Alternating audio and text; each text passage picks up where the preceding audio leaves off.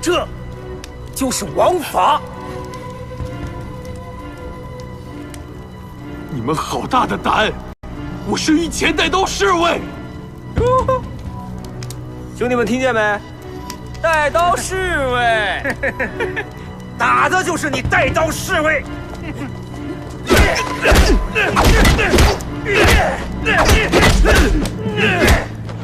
啊！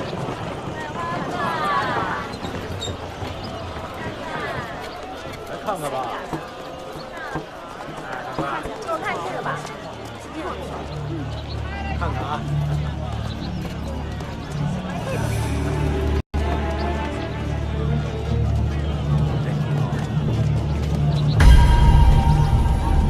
来，给您。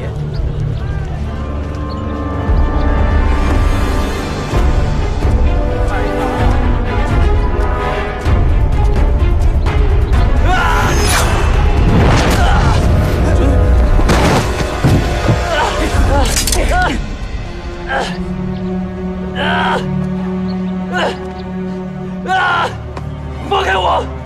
别动！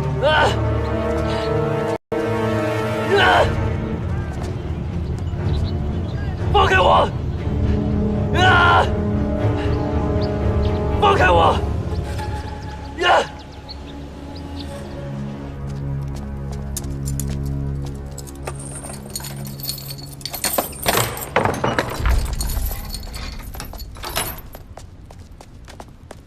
进去！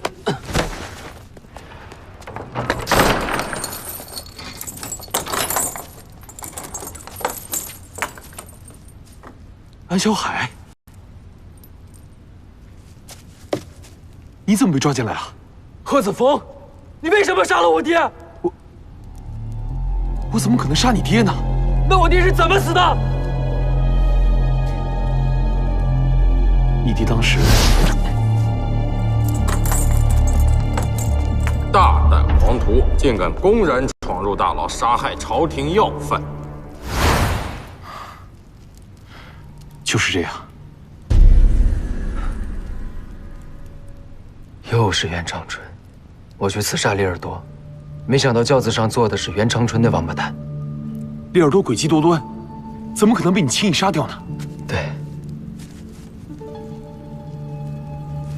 是我自不量力，都是我害死了我爹。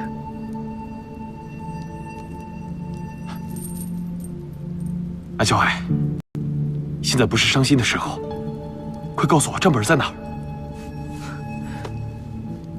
我也是在保护我自己啊！只要账本的秘密在我这里，我就不会有生命危险。你怎么这么傻呀？你活着，只有你知道账本的事。如果你死了，那可就永远都是秘密了。把它交给刘大人，不光可以为你爹报仇，还可以为山东的黎民百姓伸张正义，何乐而不为呢？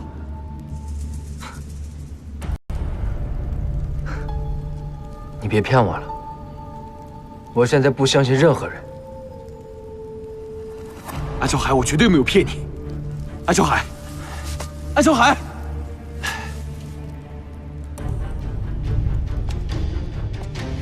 到底说不说？啊？说不说？说！到底说不说？说不说？到底说不说？袁长春，你这个王八蛋！说啊！不说是吧？好，住手！大人，混账东西！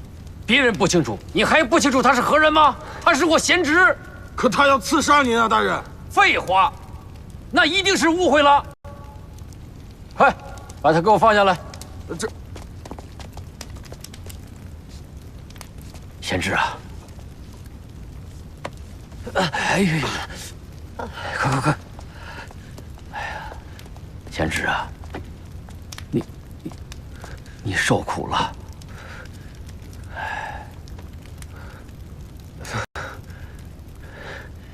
别说了，我知道是你杀了我爹。你你错怪伯父了，孩子。我自打知道你父遇害之后，马上下令全城搜索，悬赏缉拿。眼下凶手已经归案了。可真会假惺惺！别以为我不知道，你一直在抓我。贤侄啊，你一定是误会伯父了，误会了。我在找你不假，可那不是为了抓你，是为了保护你。自打你失踪之后，你父心急如焚呐，为此还特意找到了我。为你父伤定之后，谎称你已经亡故，还特意大办了你的葬礼，目的是什么呀？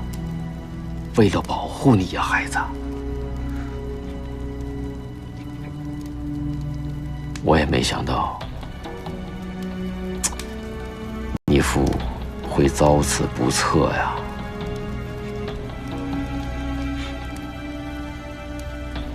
对了，你父还告诉我，说你之所以有如此经历，就是因为你拿了那个账本。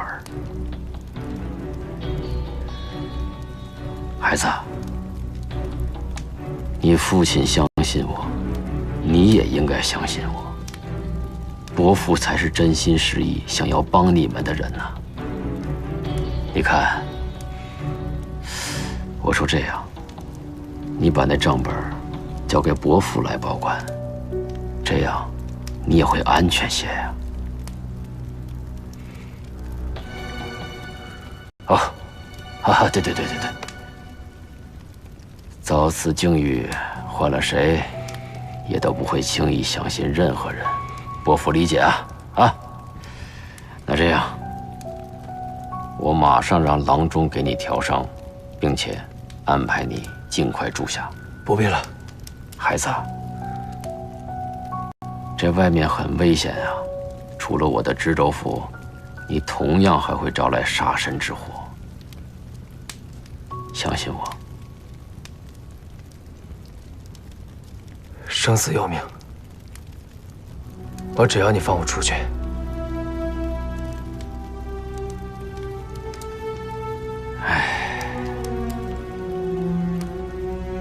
好吧，那既然你想出去，我也劝你尽早离开我林青州，这样兴许会保住你这条小命。只是万一你有所闪失，你让我跟你死去的父亲怎么交代呀？哎，袁葡萄，大人，给小海弄点吃的来。是，不需要。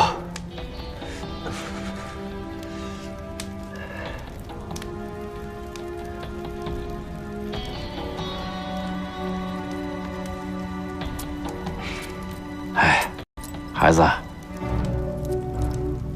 这是伯父的一点心意，路上用得上。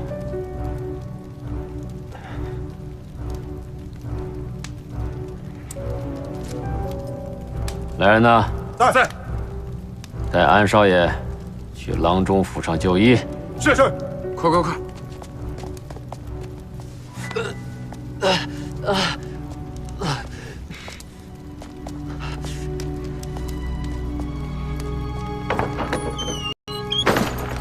大人，这他会带着我们去找那个账本的。哦，卑职明白。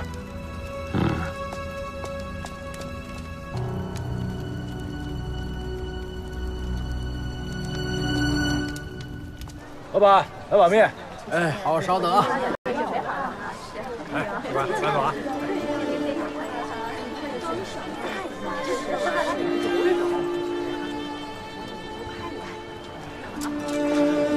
好了，您的面。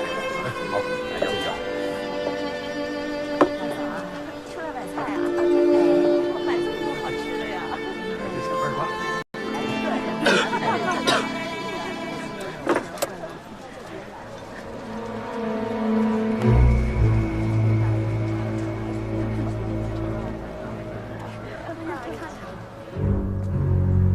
李大人，张大人，快，请坐，请坐。哎呀，正愁没办法对付刘墉呢，这个贺子峰竟然自投罗网来了。李大人，你可得想好了，这个贺子峰，他不仅仅是格格身边的护卫，他也是六王爷身边的红人。这事儿要是处理不好，李大人你可就危险了。唉，这我能不清楚吗？这本来啊，之前我是遵照臧大人的意思，想把这安家父子以病死在这个狱中的理由，可谁能想到，这贺子峰竟然自投罗网了。正好，哎，咱就利用一下他的自投罗网。你看，人证物证俱在，哎，杀害赈灾粮案关键证人这罪过，贺子峰是跳进黄河也洗不清了。砍头的罪过谁能保得了啊？啊，那当然了，究竟怎么处置，这得还跟您和臧大人好好商议，不是吗？这个安四海还有安小海已经死了，这刘墉再怎么查，他也查不到。倒不是刘墉留在这儿，李大人显得有些尴尬吧？这不是，我就是担心呐，刘墉不肯妥协。哼，你有办法？你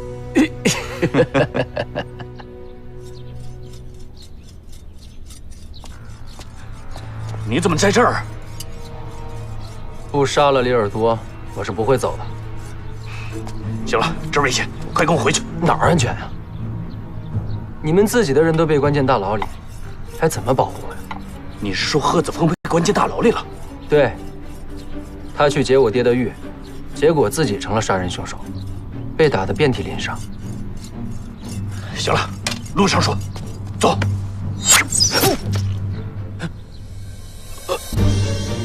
小海，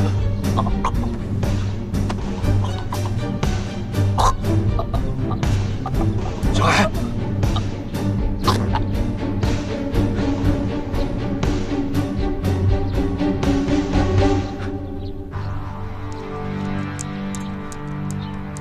这么说，我们最后一条线索也断了。大人，都是我办案不力，不怪你，本来就是李耳朵的天下嘛。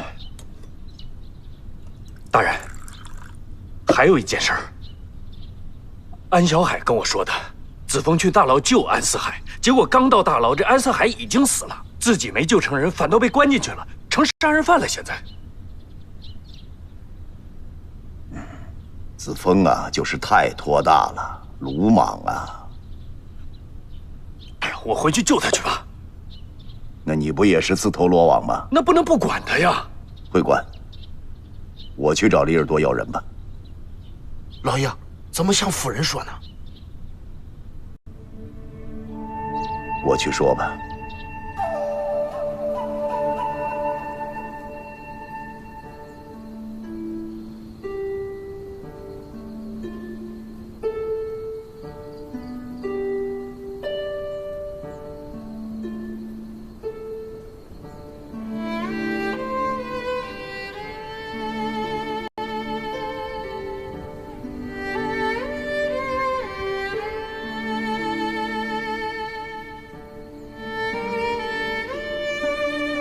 老爷，来，喝口热汤。有劳夫人了。夫人，先放这儿吧，我等会儿喝。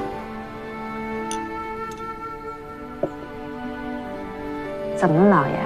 有心事儿啊？没有啊。有没有我不知道，说说。夫人，我要告诉你，你可别着急。快说。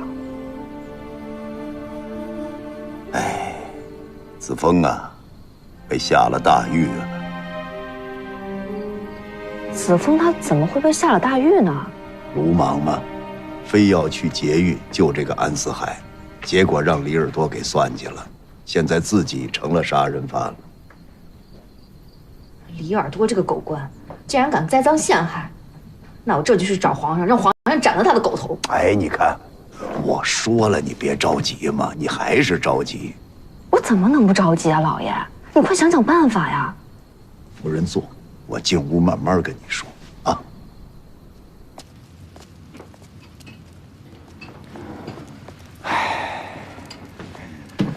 他现在呀，关键是李耳朵手里有把柄。你想啊，这案子是他自己做的，他能有什么缺陷呢？所以很棘手。要我说啊，这事儿都怪他自己，都是给惯的。我爹他没儿子，他就仗着我爹喜欢他，从小啊，他就被安排在我身边。说是陪着我，其实就是我爹派个人盯着我，保护我。可这时间一长吧，我就真把他当弟弟了。明白，明白，明白。老王爷那心思我能不知道吗？啊，哎，夫人，你还记得咱俩成亲的时候，我一看好，怎么来这么大高个的一个就陪送过来了？什么意思？这是来抱送格格的。我一看不对，这是来盯着我的，怕我欺负你，是这意思吧？我爹他就是怕你欺负我，派个人来怎么了？是我没说什么呀，没说什么呀。还有哎，你看这个子枫平时对我那样，咱俩万一有个磕头碰脸，你看他还拿我当大人吗？鼻子不是鼻子，脸不是脸，当着人面就说了。我说什么了，夫人？我没说过什么吧？可怜天下父母心，懂这意思。我呀，就拿他当你一弟弟了。哎，那是，我们子枫那从小可是在王府长大的，吃穿用度跟我都是一样的。刚过18岁就被皇上封为3品御前带刀侍卫，跟你没法比吧？是，所以我不敢说什么呀，对不对？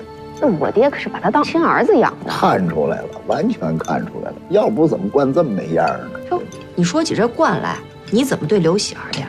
你想想，你看你把他惯得没样子的。也是，反正是，也没德行。哎，这个子枫呀，哪都好，最大的问题就是爱拖大。你说这大牢是说能结就能结的地方吗？老爷，你说现在该怎么办呀？法子呀，也不是没有。这能有什么办法呀？这案子是他们编的，罪名是他们诬陷的。欲加之罪，何患无辞？这又想出个什么办法才能帮他洗脱罪名啊？不是夫人，重点不在这上头。李耳朵跟贺子枫无冤无仇，他干嘛难为他呀？他不是冲我来的吗？我打算这么着，我呀找一趟李耳朵，你不是冲我来吗？我跟你低个头，认个错，你把人给我，把人救出来就行，没有什么过不去。这可不行，他李耳朵算什么东西啊？老爷，你虽然官级降了，可你是谁，他是谁呀？你怎么能向那个狗官低头呀？不是夫人，大牢里的日子不好过，毕竟是自己人，少受一天罪是一天罪。先把人救出来，以后好办。听我的，啊！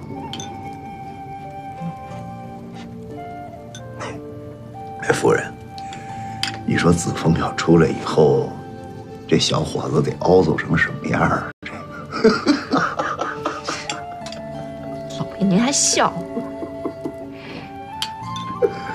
？3品带刀侍卫，大内高手，让一帮狱卒给擒住了。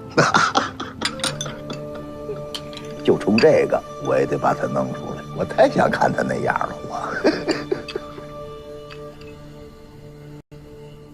4、5、6、7、8、9。老爷啊，刘大人到了。哟，快请。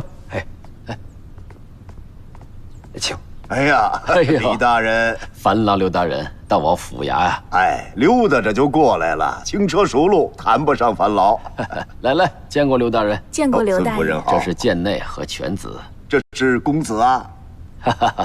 让刘大人见笑了。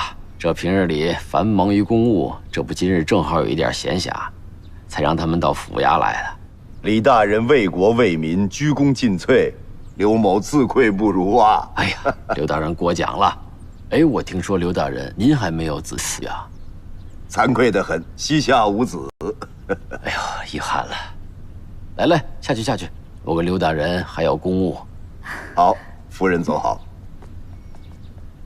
来，刘大人，请坐，请坐。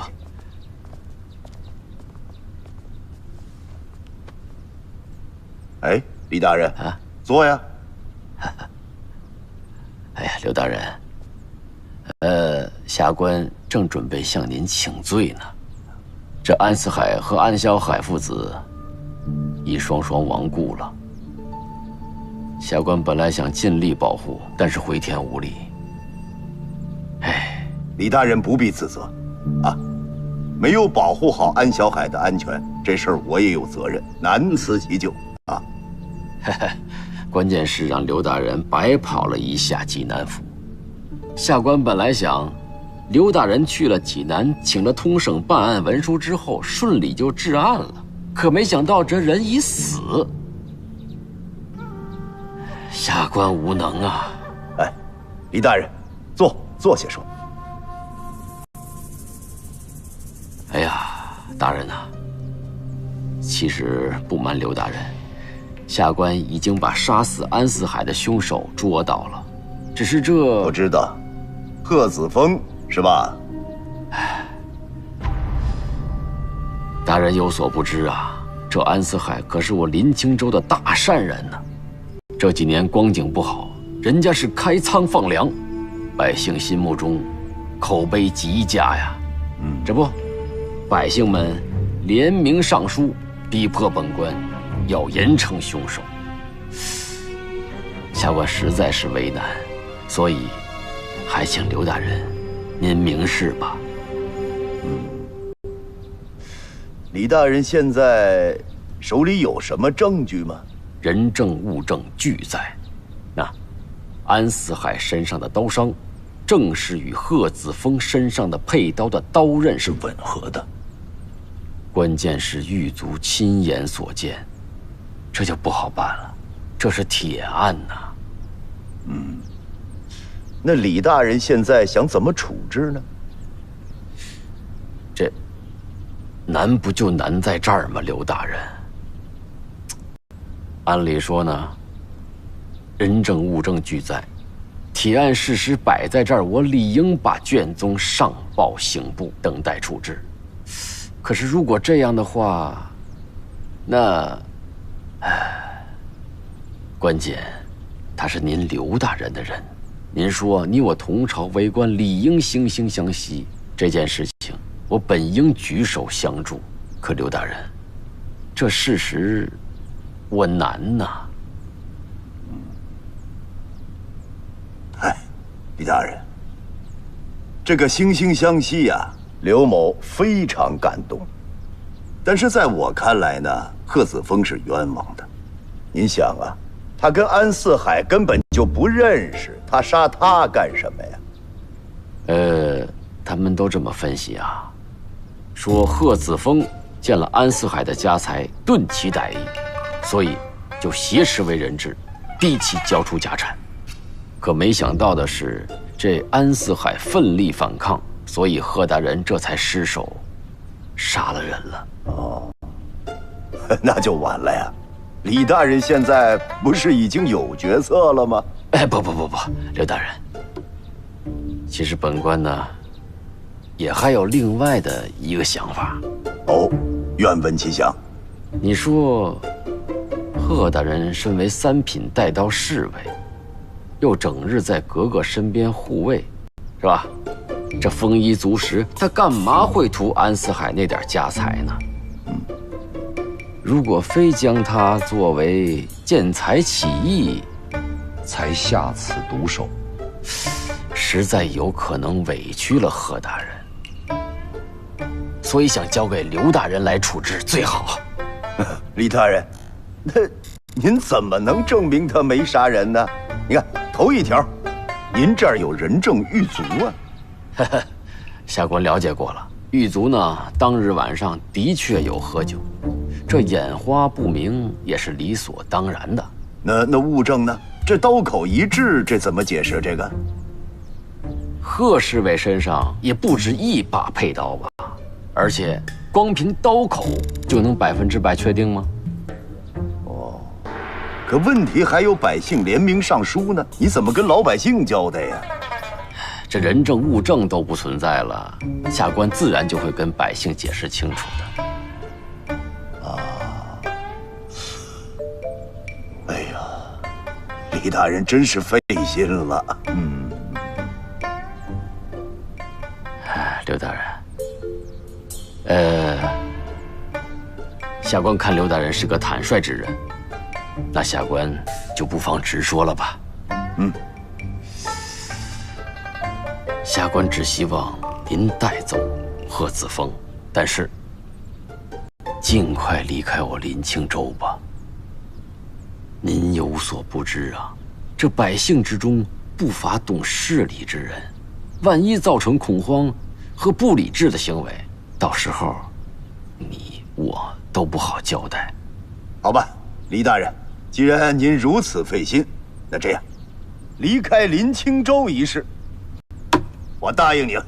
好，刘大人，那今晚我就给您和格格摆送行酒。哎呀，不能再麻烦了，您这么多天已经欠了不少人情，改天您到东昌府，我当面请您啊。哎呀，刘大人真是爽快之人，那下官送刘大人。不送不送，请请。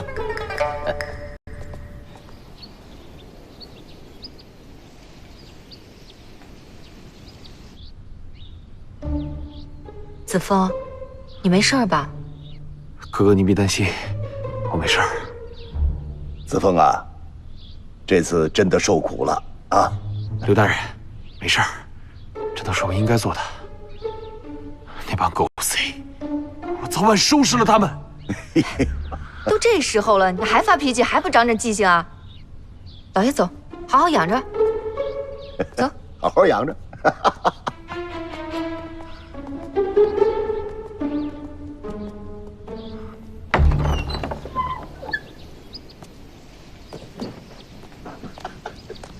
老爷，您还笑？咱们这次啊，可真是败得一塌糊涂。不是说哪里夸？什么叫败呀？这不是好事吗？好事儿。啊，咱们被人赶了出来，案子也没查出来，子枫又被人打成这样，这叫好事儿。夫人，我问你，我找李耳朵干什么去了？当然是救子枫了。救出来没有？救出来了。完了吗？好事儿啊！可是老爷，不用考虑面子，官场争斗，面子一文钱不值，人最要紧，留得青山在，不怕没柴烧。你说这个子枫呀，平时目中无人，还爱托大，这次好了，被人打成这样，还没地儿说理去。好事儿，夫人，更是好事儿，也是好事儿。夫人，你想啊，子枫哪吃过这亏呀？啊，他哪知道阎王好见，小个难缠啊？平时在京城见的都是皇宫贵胄，自己呢又是名门望族啊，他见过这个？吃一堑长一智，这回怎么样？虎落平阳，被犬欺了吧？记住了，好事儿，全是好事儿。老爷，您心可真大。心不大怎么办呢？宰相肚里能撑船。老夫人，您这是夸我呢吗？这个，你说呢？兄弟呀，这次你行啊，我佩服你呀！给我走，省得人幸灾乐祸。你这个人怎么这样啊？你怎么还不知好歹啊你啊？走，现在走。哎，贺大哥，你想吃点什么，喝点什么呀？七仔给您做去。我不用，谢谢七仔姑娘。你这身上有伤。哎，行，你看他把他厉害的，走，咱都走。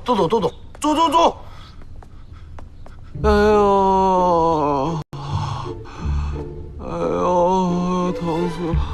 猛男姑娘，你留下啊？为什么？你问问他想吃点什么呀？你去呀，去。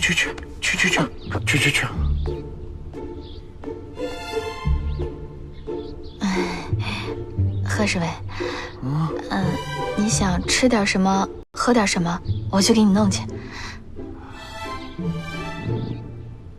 那行，喝碗粥吧。粥啊，好。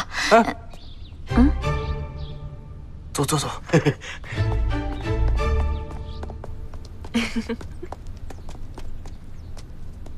我跟你说，妻子，我跟老爷这几年学了不少东西，虽然说不是办案如神，但是我看人挺准的呀，是不是？你说啊？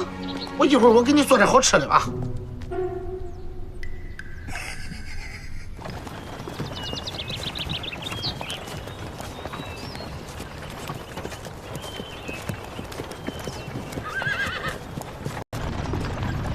邱仵作，你知道的多，你说他这伤什么时候能好啊？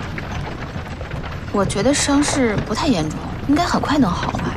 很快能好是什么时候啊？夫人，你说你是何苦啊？我怎么了？哎，我不挺好的吗？要不是有这机会啊，我哪能这么长时间跟老爷在一起，走这么多地方，看看这沿路的风光。夫人，我说要不然……什么要不然？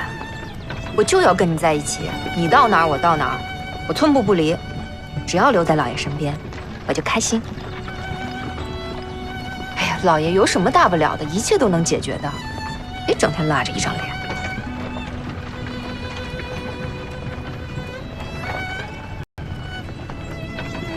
笑一个。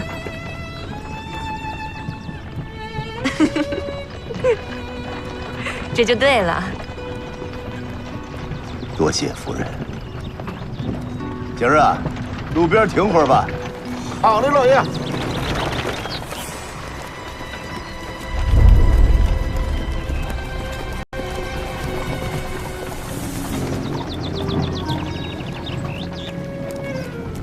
侯大人，我不服你了啊，我去照顾格格了。我没事，我能走。我看你也不用服啊。子枫啊，没事吧？嚯，瞧这个，跟霜打了的茄子似的。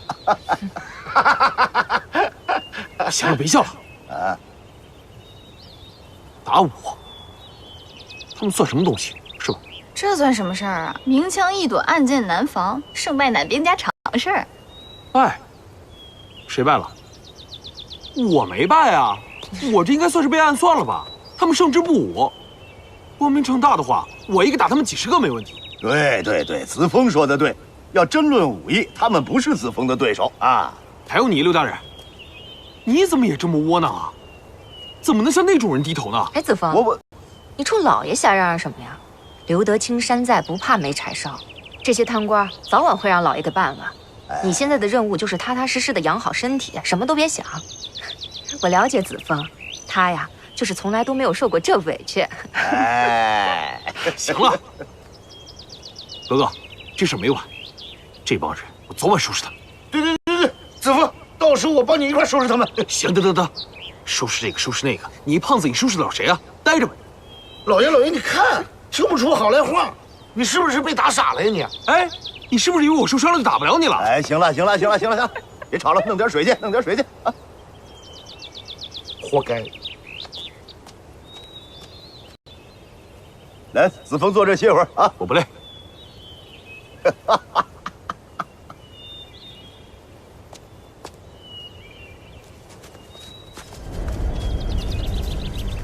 子枫，子枫，机会来了，好几10个。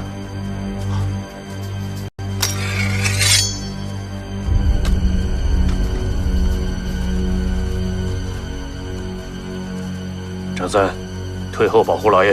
是。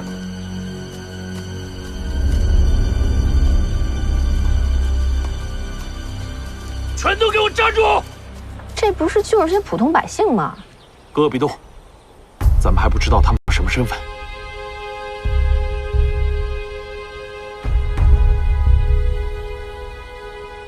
各位，你们都是什么人啊？找我们有什么事儿吗？老爷，行行好吧，我们就是一些村民，好几天没吃饭了，能不能赏口吃的？各位，大人不要动，谁敢上前一步，格杀勿论。把刀放下。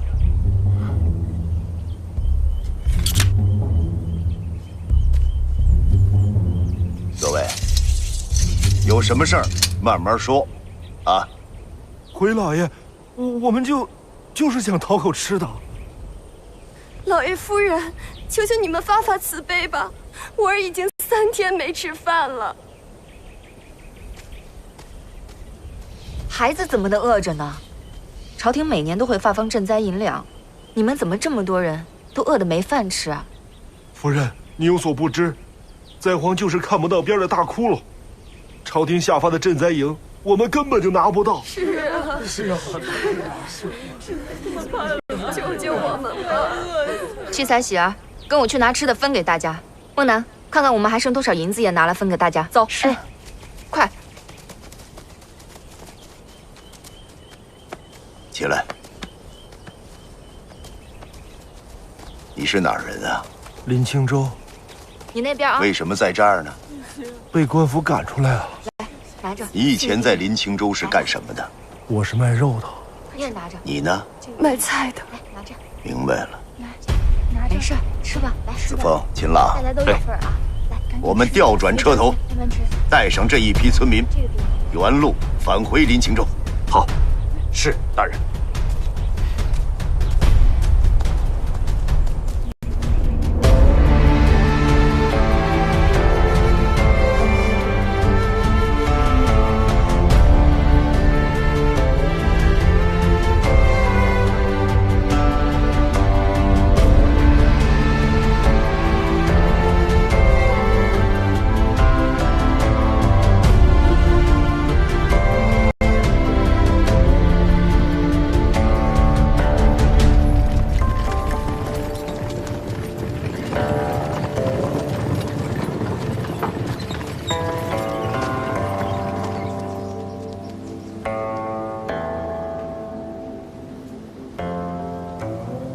这帮人搞什么鬼？消息可真够灵通的啊！秦朗，大人，你怎么看？回大人，卑职没看明白，小心有诈。这袁长春平时是这么个人吗？甭说让他跪地求饶了，在我的印象中，我就没见他认过错。这里面肯定有事儿。嗯，知道了。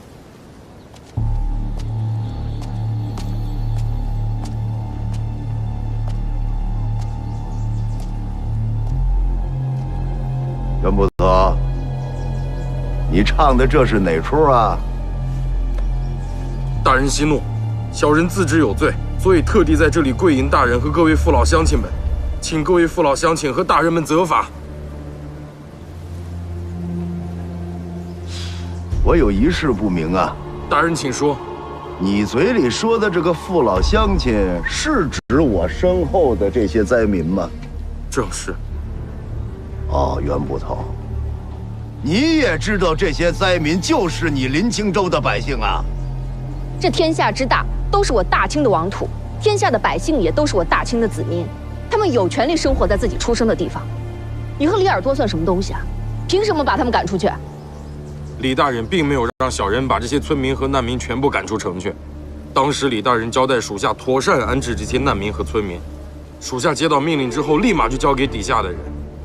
就这几个混账东西，他们接到命令之后，在办的时候可能觉得这件事情办起来颇为复杂，竟然把难民和村民全部都赶出城去，属下完全不知情啊。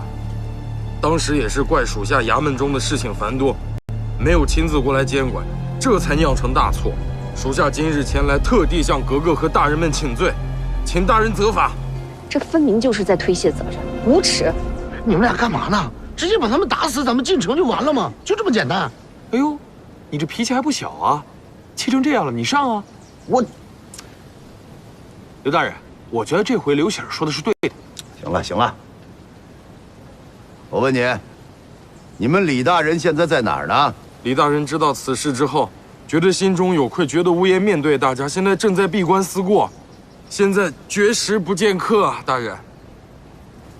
老百姓吃不上饭，他也绝食了，是吧？看来这个悔过之心是很真诚啊！啊，大人，这件事情全部都怪在属下，和李大人无关。刘大人明鉴啊！明鉴就明鉴吧。我告诉你啊，这事儿太简单了，回去把你们李大人叫出来，当着百姓的面儿把事情的原委说清楚。把话说清楚之后，再请老百姓踏踏实实入城，给人家妥善安排，这样老百姓才能跟你入城。你这么着跪着，这管什么用啊？这老百姓能心安吗？对，让李耳朵给我滚出来！大人请看，属下已经遵李大人的命令，开设了为期20天的粥棚。这20天之内，官府必定将这些难民和村民安置妥当。李大人也是真心实意的想要帮助大家，请刘大人开恩，恳请刘大人能前去府衙救李大人一命啊！